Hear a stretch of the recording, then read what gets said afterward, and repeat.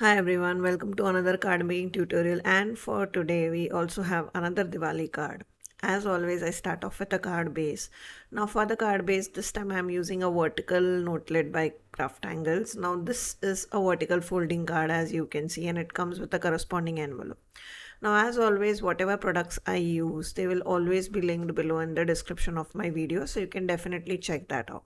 Now, for today, normally with card making, I use a lot of stamps, coloring, etc. However, this particular card, I wanted to try something different and see if I am able to pull it off. And here I kind of gave myself two challenges. One was white on white, so you'll see a lot of white being used on this card. And the second is only using dies. So I'm going to use in all four different die sets. All of them are by CraftAngles, and I will link them all below for you all.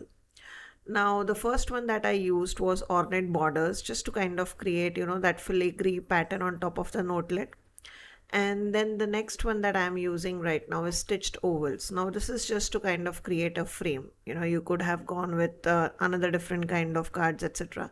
Since the background border was very intricate and has a lot of details, I did not want to put a lot on top of it. And I don't want to take away my eyes from all those details. So that is why I'm kind of using simple dies on top of it.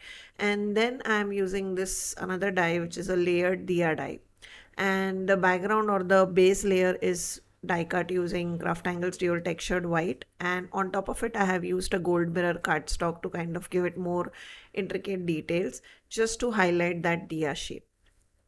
And then the next die or the last die that I'll be using is a Happy Diwali die set, and in that I'm just using the word Diwali, and I'll stick everything using liquid glue. Now here I have used liquid glue because I kind of wanted to give it some wiggle room in case I goof up the same or it's not aligned properly.